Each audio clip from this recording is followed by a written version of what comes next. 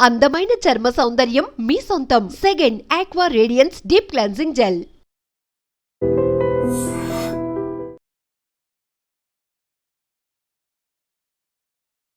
Big breaking ఇది. ఎందుకంటే పంజాబ్ అమృత్సర్ ని ఇప్పుడు ఉగ్రవాదులు టార్గెట్ చేశారా? ఎందుకంటే ఈ రోజు అమృత్సర్ లో ఒక ప్లేస్ లో బాంబ్ బ్లాస్ట్ అయితే జరిగింది.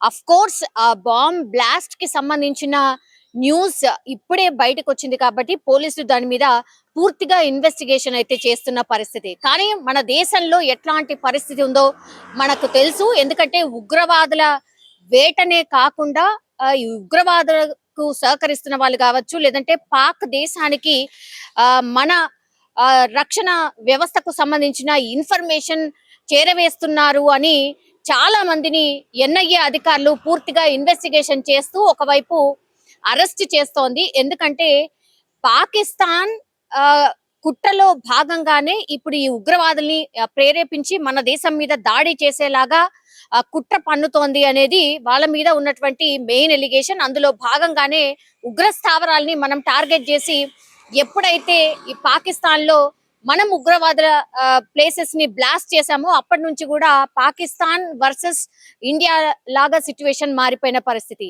అండ్ ఇంకోటి ఏంటంటే ఎప్పుడైతే పెహల్గామ్ ఇన్సిడెంట్ జరిగిందో అప్పుడే చాలా అంటే ఇంటెలిజెన్స్ రిపోర్ట్ ఏం చెప్పింది అంటే పెహల్గామ్ మాత్రమే కాదు వీళ్ళు టార్గెట్ చేసింది చాలా ప్రాంతాలు, మన ఇండియాలో ఉన్నటువంటి చాలా ప్రాంతాలు, అంటే దేవాలయాలు కావచ్చు, రద్దీగా ఉన్నటువంటి places, especially airports, railway stations, అట్లాగే బస్ స్టేషన్స్, ఆలయాలు, ఇట్లా అన్నిటినీ టార్గెట్ చేసింది అనేటువంటిది ఇంటెలిజెన్స్ రిపోర్ట్ ఆనాడే చెప్పింది. ఇప్పుడు అమృత్సర్ లో ఏకంగా బాంబ్ బ్లాస్ట్ జరిగినటువంటి పరిస్థితి. దాని తీవ్రత కొంత తక్కువగా ఉన్నప్పటికీ కూడా ఒక పర్సన్ ఇంజూరీ అయిండు, వెంటనే హాస్పిటల్ కి తరలించడం అయితే జరిగింది. ఆయన కొంత క్రిటికల్ కండిషన్ లో ఉన్నటువంటి పరిస్థితి కనిపిస్తోంది. అట్లాగే మిగతా వాళ్ళకు కూడా గాయాలైనవి, వాళ్ళను కూడా దగ్గరలో ఉన్నటువంటి హాస్పిటల్ కి అయితే తరలించడం అయితే జరిగింది. ఇప్పుడు మరోసారి అమృత్సర్ లో బాంబ్ బ్లాస్ట్, ఇది ఇప్పుడు కలకలం అయితే రేపుతోంది. ఇట్లాంటివి ఇంకా ఎన్ని ప్లేసెస్ ని టార్గెట్ చేసి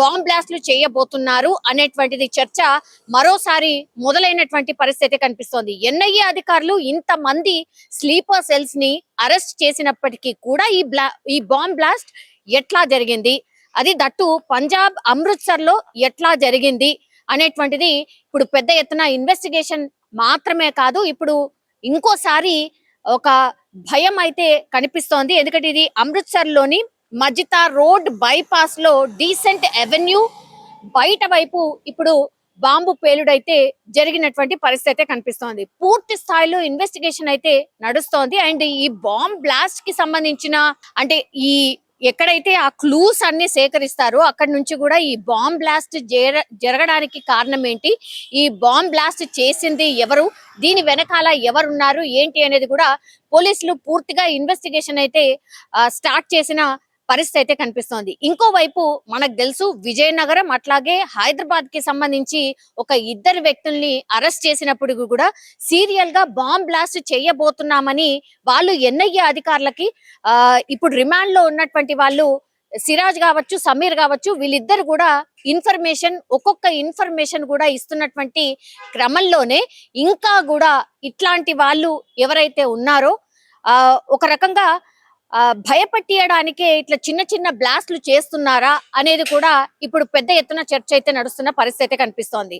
సిరాజ్ ని, సమీర్ ని, అట్లాగే మనకు తెలుసు యూట్యూబర్ జ్యోతి మల్హోత్రా, ఇట్లా కొంతమందిని పూర్తిగా రిమాండ్ చేసుకొని వాళ్ళ దగ్గర నుంచి ఇన్ఫర్మేషన్ సేకరిస్తున్నటువంటి క్రమంలో ఇంకా కూడా ఈ స్లీపర్ సెల్స్ ఎవరైతే ఉన్నారో, ఇంకా కూడా దొరకకుండా ఎవరైతే ఉన్నారో ఈ బాంబ్ బ్లాస్ట్లు ఏమైనా చేస్తున్నారా, ఇట్లా కూడా ఇన్వెస్టిగేషన్ చేస్తున్న పరిస్థితి కనిపిస్తోంది. ఇప్పుడు అమృత్సర్ లో జరిగినటువంటి ఈ ఇన్సిడెంట్స్ లో అయితే పూర్తిగా ఇంటెలిజెన్స్ వాళ్ళు, ఎన్ఐఏ అధికారులు, అట్లాగే పోలీస్ డిపార్ట్మెంట్, కేంద్ర హోంశాఖ వీళ్ళందరూ కూడా అలర్ట్ అయిన పరిస్థితి కనిపిస్తోంది. దీని వెనకాల ఎవరున్నారు, నిజంగానే ఉగ్రవాదులకు సంబంధించిన దాడా, ఎందుకంటే బాంబ్ బ్లాస్ట్ ఎందుకు జరిగింది, ఎవరు చేశారు అనేది కూడా పూర్తి స్థాయిలో సీరియస్లీ ఒక ఇన్వెస్టిగేషన్ అయితే నడుస్తున్న పరిస్థితి కనిపిస్తోంది. కానీ ఇక్కడ ఒకటి ఏంటి అంటే వీళ్ళు టార్గెట్ చేసింది అగైన్ జనసాంద్రత కలిగినటువంటి ప్రాంతమే, బట్ నిజంగా చెప్పాలంటే దేవుడి దయ వల్ల ఒక్క వ్యక్తికి మాత్రమే కొంత సీరియస్ ఇంజురీ అయింది, మిగతా వాళ్ళకి గాయాలైనటువంటి పరిస్థితి. ప్రాణ నష్టం మాత్రం ఎక్కడా జరగలేదు. కానీ ఇంకా ఇట్లాంటి బాంబ్ బ్లాస్ట్లు ఇంకా జరగబోతున్నాయా అనేది కూడా పెద్ద ఎత్తున ఇప్పుడు ఇంటెలిజెన్స్ వర్గాలు కూడా అంటే ఆరా తీస్తున్నటువంటి సిచ్యువేషన్ అయితే కనిపిస్తోంది. కేంద్ర హోంశాఖకు సంబంధించి కూడా వెయిట్ చేస్తున్నారు, ఆదేశాలకు సంబంధించి కూడా వెయిట్ చేస్తున్న పరిస్థితి కనిపిస్తోంది. పూర్తిగా ఒక నివేదిక మాత్రం హోంశాఖకు చేరినట్టుగా కూడా ఇప్పుడు మనకున్నటువంటి రిపోర్ట్.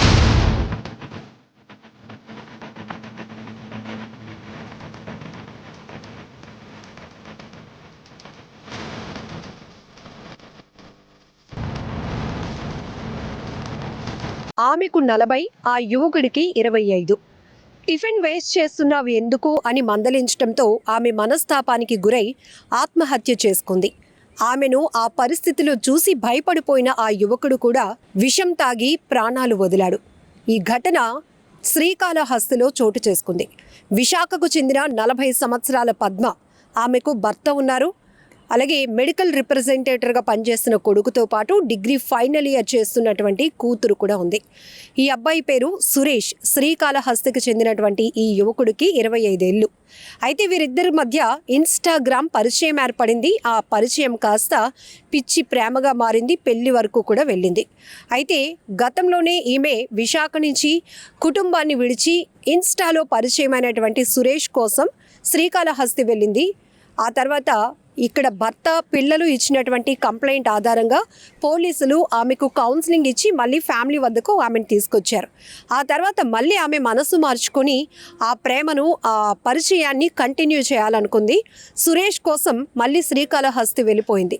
ఆ తర్వాత ఇద్దరు పెళ్లి చేసుకున్నారు, ఓ ఇంట్లో ఉంటున్నారు, కైలాసగిరిలో కాపురం కూడా పెట్టారు. అయితే ఈ మధ్య పెళ్ళైన తర్వాత వీరిద్దరి మధ్య తరచూ గొడవలు జరుగుతున్నట్టు తెలుస్తోంది.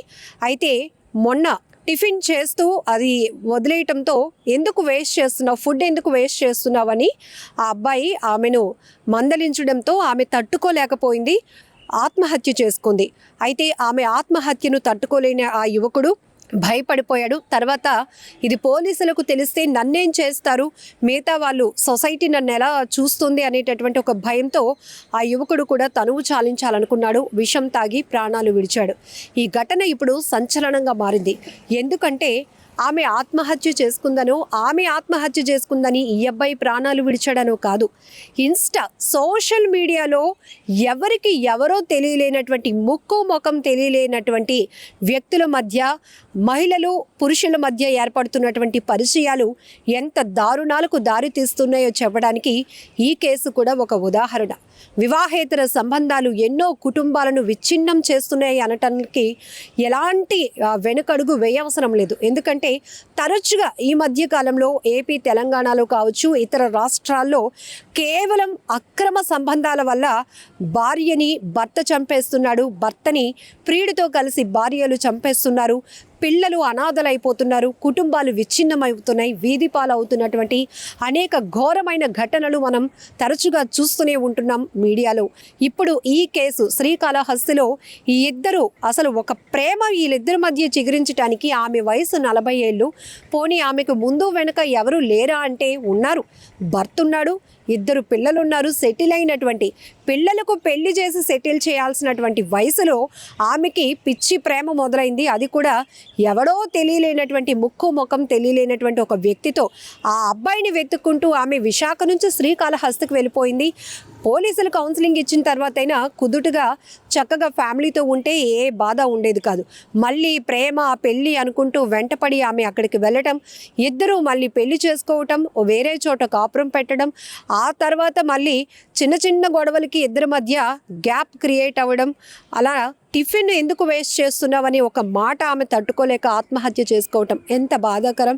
ఇక్కడ ఆమెను కోల్పోయిన ఆమె భర్త కావచ్చు, పిల్లలు కావచ్చు, ఎంత నరకయాతన అనుభవిస్తూ ఉంటారు. అసలు ఇలాంటి వార్తలు కంపల్సరీగా అంటే సొసైటీకి కొన్ని ఘోర ఘటనల కోసం చెప్పాల్సినటువంటి పరిస్థితి ఉంది. కానీ ఇక్కడ ఆమె ఫోటోలు మేము చూపించడానికి ఇష్టపడట్లేదు. ఎందుకంటే చనిపోయిన వాళ్ళు ఎలాగో చనిపోయారు. కానీ ఆమె ఫోటో సోషల్ మీడియాలో చూపించడం వల్ల ఆ పిల్లలు ఎంత కుమిలిపోతారో మాకు తెలుసు.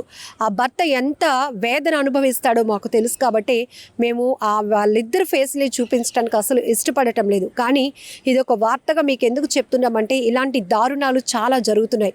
ఒక్కసారి మీ ఇంట్లో వాళ్ళపైన మీ పర్యవేక్షణ లేకపోతే ఎంత ఘోరాలకు దారితీస్తాయో కూడా తెలుసు. ఎందుకంటే పరిచయాలు ప్రేమగా మారుతున్నాయి, తర్వాత పెళ్లి వరకు వెళ్తున్నాయి, కొద్ది రోజుల్లోనే విడిపోతున్నారు, ఆ తర్వాత ఒకరికొకరు ప్రాణాలు తీసుకుంటున్నారు, అలానే కక్ష కడుతున్నారు. ఇలాంటి సందర్భాల వల్ల ఇంట్లో వేళ్ళని నమ్ముకొని ఉన్నటువంటి వారి పరిస్థితి ఏమైపోతుంది ఆలోచించండి. ఇక్కడ ఈ పద్మ తన వయసుకు మించి చేసినటువంటి ఆ ప్రవర్తన, ఆలోచన ఎంత అసహ్యంగా అనిపిస్తోంది. ఇప్పుడు ఆ పిల్లల పరిస్థితి ఏంటి? ఇలాంటి తల్లి మాకుంది అని ఆ పిల్లలు ఎంత నరక యాతన అనుభవిస్తారు ఒక్కసారి ఆలోచించాల్సినటువంటి అంశం. ఇదే కాదు, ఈ మధ్య చాలా రాష్ట్రాల్లో ఘోరమైన ఘటనలు జరుగుతున్నాయి. అసలు రోజుల పిల్లల్ని కూడా ప్రియుడు మోజులో పడి ఆ పిల్లల ప్రాణాలు తీసేస్తున్నారు. కన్న తల్లి అనే విషయాన్ని మరుస్తున్నారు. కన్న ప్రేమను కూడా వదిలించుకోవటానికి సిద్ధపడుతున్నారు. మరికొన్ని చోట్ల ప్రేమించిన అమ్మాయిల్ని పెళ్ళికి ఒప్పుకోవట్లేదని కన్న తల్లిదండ్రులను కూడా కొంతమంది యువకులు కడతేరుస్తున్నటువంటి పరిస్థితులు ఉన్నాయి. అలానే ఎలా కక్షగా మారిపోతున్నాయి. ప్రేమ అంటున్నారు, ఇది నిజమైన ప్రేమేనా? అసలు పెళ్ళైన వాళ్ళతో ఈ అట్రాక్షన్ కావచ్చు, ఎఫెక్షన్స్ కావచ్చు, ఈ ఎమోషనల్ బాండింగ్స్ కావచ్చు, ఎటువైపు దారి తీస్తాయో కూడా తెలియలేనటువంటి పరిస్థితులు నెలకొన్నాయి. ఇక్కడ ఆ అబ్బాయికి పెళ్లి కాలేదు, సరే ఆమెను ఇష్టపడ్డాడు. ఈమెకు ఒక ఫ్యామిలీ ఉంది, ఒక బాధ్యత గల కుటుంబం ఉంది. ఆ బాధ్యతలన్నీ వదులుకొని ఆమె అతన్ని వెతుక్కుంటూ శ్రీకాళహస్తి వెళ్ళిపోయింది. ఒకసారి వెళ్ళింది, అది తప్పును సరిదిద్దుకోవడానికి, లేకపోతే ఆమె తెలిసి తెలియక చేసినటువంటి పరిస్థితిని మన్నించి మళ్ళీ మా అమ్మ మాకు కావాలి, నా భార్య నాకు కావాలి అని ఆ కుటుంబం పోలీసుల ద్వారా అప్రోచ్ అయి ఆమెను వెతుకు పట్టి ఇంటికి తెచ్చుకున్నారు. మళ్ళీ ఆమె మనసు మార్చుకొని మళ్ళీ ప్రియుడిని వెతుక్కుంటూ అక్కడికి వెళ్ళిపోవటం, పెళ్లి చేసుకోవటం, చిన్న చిన్న ఘర్షణలకి మళ్ళీ ఆ యువకుడి దగ్గర కూడా ఆమె ఉండలేక ప్రాణాలు కోల్పోవటం. ఆమెను ఆ పరిస్థితిలో చూసి పోలీసులు నన్నేం చేస్తారో అనే భయంతో ఆ యువకుడు ప్రాణాలు తీసుకోవటం. ఇక్కడ వీళ్ళిద్దరూ చేసిన పిచ్చి పనికి 2 కుటుంబాలు ఎంతగా నష్టపోతున్నాయో మనకు అర్థమవుతోంది. ఒక ఆవేదన కనపడుతోంది. ఇలాంటి ఘటనల్లో చాలా నేరాలు కేవలం వివాహేతర సంబంధాలు, ఆర్థిక పరమైనటువంటి సంబంధాల వల్ల ఎంతమంది ఆత్మహత్యలు చేసుకుంటున్నారో, ఎన్ని హత్యలు జరుగుతున్నాయో, ఎన్ని కుటుంబాలు తమ వారిని కోల్పోయి కన్నీటి పర్యంతం అవుతున్నాయో, ఎన్ని కుటుంబాలు తీవ్ర విషాదాన్ని నింపుతున్నాయో మనం చూస్తూనే ఉన్నాం. ఈ శ్రీకాళహస్తిలో జరిగినటువంటి ఈ ఘటనకు సంబంధించి ఈ పద్మ సురేష్కి సంబంధించినటువంటి ఇన్స్టా పరిచయం, ప్రేమ, పెళ్లి వ్యవహారం, ఆ తర్వాత ఇద్దరు తనువు చాలించడం, ఈ వ్యవహారంకు సంబంధించి మీరేమనుకుంటున్నారో, వివాహేతర సంబంధాల వల్ల సొసైటీలో ఎంత దారుణాలు జరుగుతున్నాయో మీ కోణంలో మీ ఆలోచన ఏంటో కూడా కామెంట్ బాక్స్లో మెన్షన్ చేయండి.